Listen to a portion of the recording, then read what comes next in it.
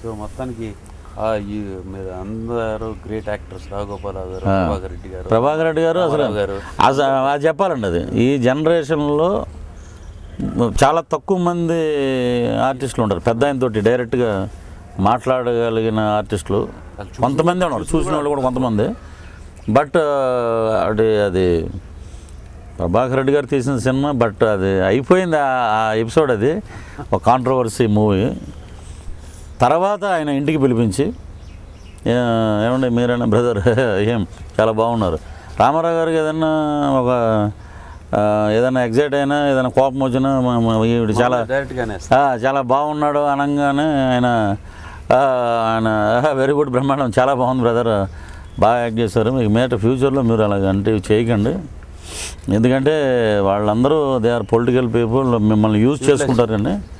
But ఆయన చాలా వీడు మనవాడే, వీడిని ఏమనుకోండి. ఆ రోజు నుంచి కాంట్రవర్సీ మైనస్ పోయి ప్లస్ అయింది. తర్వాత రామారావు గారు నేను ఇప్పుడు మీరు ఇంటర్వ్యూ చేస్తున్నట్టే అప్పట్లో సిటీ కేబుల్ అని ఒకటి దే స్టార్టెడ్ అండి హియర్ ఇన్ హైదరాబాద్. స్టార్ట్ చేస్తే నువ్వు వేషాల కోసం ట్రై చేస్తూ పిఆర్ఓగా ఉండి ఇంటర్వ్యూస్ చేస్తుండు, అది నీకు ఎకనామిక్గా కూడా హెల్ప్ అవుద్దంటే ఫస్ట్ ఇంటర్వ్యూ పరుచూరు గోపాలకృష్ణ గారిని తీసుకుని రామారావు గారిని ఇంటర్వ్యూ చేశాను. ఏం పృథ్వీరాజ్ గారు అన్నారు, అది గుర్తుపెట్టాడు ఆయన.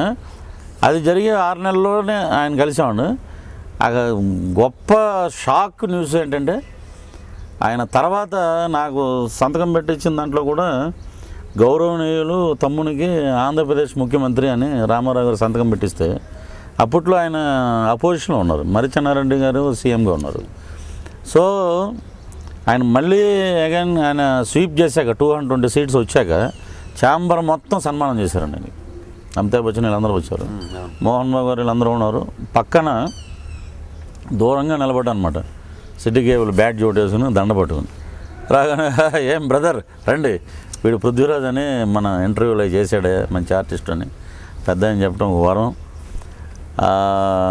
అటువంటి ఇంకా పురాణ పురుషుడు ఆయనతోటి కలిసి భోజనం చేసిన అదృష్టం కూడా నాకే దక్కిందని చెప్పి నేను చాలా గర్వంగా చెప్పుకుంటాను.